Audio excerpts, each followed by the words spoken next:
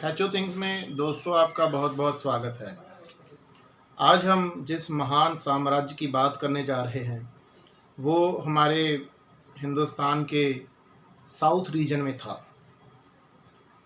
ये महान इसलिए था क्योंकि इसको सिविलाइजेशन का गोल्डन पीरियड भी कहा जाता है और मिलिट्री इन्वेजन्स के मामले में भी इसने हिंदुस्तान की सरहदों को पार करके विदेशी सरजमीन पे फतेह हासिल की और दूसरे चीज़ों में भी ये बहुत महान था, जैसे कि एग्रीकल्चर के क्षेत्र में, कला के क्षेत्र में इसे गोल्डन पीरियड माना जाता है। इसका नाम है चोलन डायनेस्टी। दोस्तों, चोलन डायनेस्टी 450 साल तक हमारे हिंदुस्तान में रही। 450 साल तक चोलन्स ने साउथ इंडिया पे राज किया और इनका साम्राज्य साउथ इंडिया से लेके श्रीलंका, लक्षद्वीप, मालदीव और साउथ ईस्ट एशिया पे श्रीराज अम्पायर तक चला गया, मलाया पेनिसुला तक चला गया। दोस्तों, उस टाइम साउथ इंडिया में दो बड़ी ताकतें थी जो हमेशा आपस में युद्ध करते रहते थे साउथ इंडिया की सुपरमेसी के लिए। वो थी पल्लव्स और पांड्यास। दोस्तों, पल्लव्स तेलुगु स्पीकिंग रीजन के अनडिस्प्यूटेड किंग थे और पांड्यास केरला और मदुराई पे राज करते थे।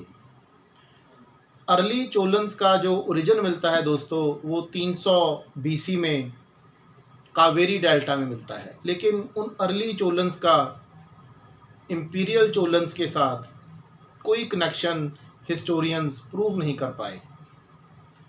चोलन डायनेस्टी के जो फाउंडर थे वो थे महाराज विजय आल्या। महाराज विजय आल्या पल्लव्स के जागीरदार के तौर पे काम करते थे और पल्लव्स और पांड्यास कई सदियों तक आपस में लड़ते रहे और 8वीं 9वीं सदी में आते आते ये बहुत कमज़ोर हो गए। और दोस्तों, इनकी कमज़ोरी का फ़ायदा महाराज विजय आल्या ने उठाया। उन्होंने पांड्या से थंजावुर छीन लिया और थंजावुर को अपनी कैपिटल बना लिया और उन्होंने पांड्या साम्राज्य को चोलन डायनेस्टी में मिला लिया। और विजय आल्या के बाद उनके सुपुत्र आदित्य ने पल्लव साम्राज्य के ऊपर भी हमला कर दिया और उसको भी चोलन डायनेस्टी में मिला लिया। इस तरह उन्होंने हिंदुस्तान में चोलन डायनेस्टी की नींव रखी। चोलन डायनेस्टी के सबसे महान राजाओं में से जो सबसे महान थे वो थे राजा राज वन और राजेंद्र वन, राजा राज चोला और राजेंद्र चोला। इनकी वजह से ही चोलन डायनेस्टी कृष्णा गोदावरी बेसिन से श्रीलंका और वेस्ट में लक्षद्वीप और ईस्ट में मलाया पेनिसुला तक फैल गई। राजेंद्र चोला वन ने हिंदुस्तान के अंदर चोलन डायनेस्टी का विस्तार करना शुरू किया। उन्होंने उड़ीसा के पाला रूलर्स को हराया और गंगे बेसिन्स में जाके जीत हासिल की। गंगा बेसिन्स में जीत हासिल करने के बाद उनको गंगाए कोडाचोलम की उपाधि दी गई। गंगाए कोडाचोलम का मतलब कॉन्कर्स ऑफ गंगेस, गंगेस को जीतने वाला। अपनी इस उपाधि को यादगार बनाने के लिए उन्होंने एक शहर बसाया जिसका नाम था गंगाए कोडा चोलापुरम, जो आज भी तमिलनाडु में है। उसके बाद गंगाए कोडा चोलापुरम अगले 250 साल तक चोला डायनेस्टी की कैपिटल रही और ये डायनेस्टी पॉलिटिकली, इकोनॉमिकली और मिलिट्री वाइज भी बहुत ताकतवर रही। सबसे ज़्यादा ताकतवर चीज़ जो इस डायनेस्टी की थी वो थी इसकी नेवल पावर। हिंदुस्तान में विस्तार के साथ साथ चोलन डायनेस्टी ने फॉरेन लैंड्स पे भी विस्तार करना शुरू किया। सबसे पहले प्रांतक वन और राजा राज ने श्रीलंका को जीता।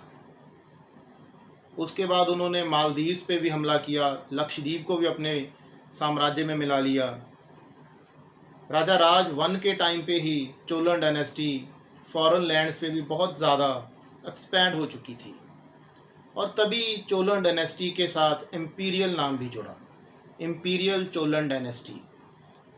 इम्पीरियल शब्द उन डायनेस्टी के साथ जुड़ा जाता है जो फॉरेन लैंड पे जाके राज करती हैं और फॉरेन लैंड की फाइनेंशियल रिसोर्सेज को अपनी स्ट्रेंथ के लिए इस्तेमाल करती हैं, जैसे कि इंग्लैंड था उस टाइम पे।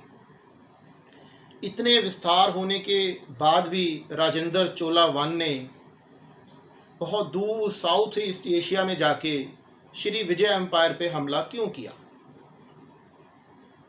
इसके कुछ कारण उस टाइम पे इकोनॉमिकल थे, कुछ लोकल पॉलिटिक्स थी, कुछ इंटरनेशनल पॉलिटिक्स भी थी। इंटरनेशनल पॉलिटिक्स ऐसे कि जो श्री विजय एम्पायर था उनके पड़ोसी थे कंबोडियन अंगकोर एम्पायर, और कंबोडियन अंगकोर एम्पायर का चोलन डायनेस्टी के साथ अलाई था उनका, एक दूसरे को जंग की सिचुएशन में मदद करने का। और अंगकोर डायनेस्टी की, कंबोडियन अंगकोर डायनेस्टी की श्री विजय एम्पायर के साथ युद्ध शुरू हो गया।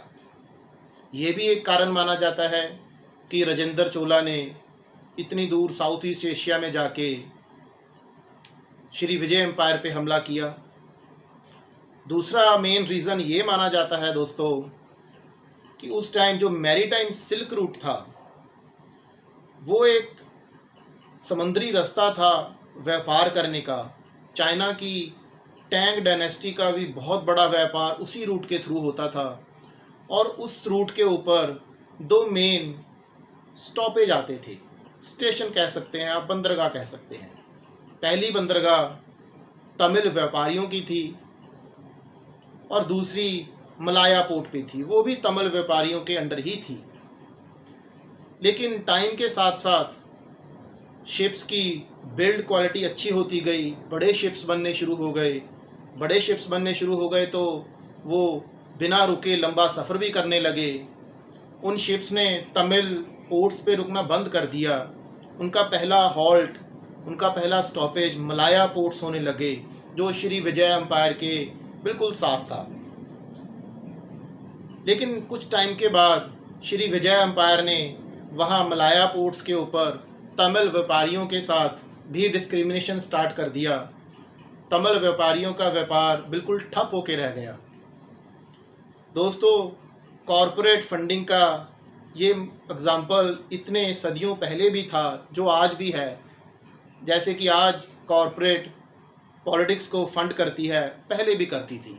शायद ये भी रीज़न माना जाता था कि राजेंद्र चोला को लगता था कि ये जो व्यापारिक संघ है जो कि इतना मजबूत, इतना अमीर है, अगर वो इसकी मदद नहीं करेगा तो ये किसी दुश्मन राज्य के साथ भी मिल सकते हैं जाके। तो ये व्यापारिक कारण भी माना जाता था कि राजेंद्र चोला ने इतनी दूर जाके श्री विजय एम्पायर के ऊपर हमला किया। ऐसा नहीं कि चोलन डायनेस्टी अपनी सिर्फ मिलिट्री इन्वेजन्स की वजह से ही महान बना। चोलन डायनेस्टी का टाइम सिविलाइजेशन के भी गोल्डन एज माना गया। एग्रीगेरियन एक्सपेंशन, या आप कह सकते हैं एग्रीकल्चर एक्सपेंशन, बहुत ज़्यादा हुआ। एग्रीकल्चर एक्सपेंशन ज़्यादा होने का कारण उनके द्वारा बनाई गई कैनाल नेटवर्क भी था। उनके द्वारा बनाई गई कैनाल्स में से दो कैनाल आज भी मौजूद हैं, ओया कोंडान और राजेंद्र वाइकम। ये दोनों कैनाल्स तमिलनाडु में आज भी हैं। बहुत मैसिव इंफ्रास्ट्रक्चर बनाया गया। गंगाई कोडम चोलापुरम में 16 किलोमीटर लंबा वाटर टैंक बनाया गया जिसका नाम था साला गंगेम, और ये वाटर टैंक एक लिक्विड पिलर ऑफ विक्ट्री कहा गया इसे। बहुत बड़े लेवल पे टेम्पल्स बनाए गए राजा राज चोला वन और राजेंद्र चोला वन के द्वारा। उनमें से कुछ मशहूर टेम्पल यूनेस्को की हेरिटेज लिस्ट में आज भी हैं, जैसे कि बृहदेश्वरा टेम्पल जो तंजौर में है। दोस्तों, इस टेम्पल का जो विमाना है वो 59 मीटर ऊंचा है, हाइट है उसकी 59 मीटर। और जो उसके टॉप पे जो पत्थर है उसका वेट 80 टन है। आज भी आर्किटेक्ट साइंटिस्ट डिबेट करते हैं कि इतने हैवी और इतने भारे पत्थर को इतनी हाइट पे कैसे लेके जाया गया।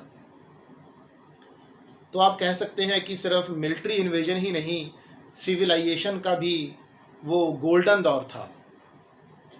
इतनी महान सभ्यता का दोस्तों फिर अंत कैसे हुआ? दोस्तों, चोलन डायनेस्टी के जो आखिरी राजा थे वो इसको उतने अच्छे तरीके से नहीं संभाल पाए। कुलोथुंगा I, Vikram Chola, कुलोथुंगा Chola III, ये वो राजा थे जिनके टाइम में ये डिक्लाइन स्टार्ट हुआ। और इसके डिक्लाइन होने का सबसे पहला रीज़न था श्रीलंका में सिन्हाला किंगडम का राइज़ होना। सिन्हाला किंगडम इन सदियों में श्रीलंका में बहुत ताकतवर बन चुकी थी। उसके बाद जो आखिरी सबसे कमज़ोर राजा थे, राजा राज राय III और राजेंद्र चोला III, इनको कमज़ोर करने में पांड्या साम्राज्य और पल्लव साम्राज्य का भी हाथ रहा, क्योंकि उस टाइम तक पल्लव साम्राज्य और पांड्या साम्राज्य भी ताकतवर हो चुके थे। और इन सब आपस की ताकतों ने चोलन डायनेस्टी को धीरे धीरे बिल्कुल ख़त्म कर दिया। एक महान सभ्यता जो हिंदुस्तान में कोई 450 सालों तक रही, उसको ख़त्म कर दिया गया। उम्मीद करता हूँ चोलन डायनेस्टी की ये कहानी आपको अच्छी लगी होगी। दोस्तों, इसके ऊपर मणि रत्नम की एक मूवी भी आ रही है, PS1। आप इसको बड़े पर्दे पे देख सकते हैं, चोलन डायनेस्टी को। अगर आपको ये वीडियो अच्छी लगे तो सब्सक्राइब और लाइक ज़रूर कीजिए। Thank you.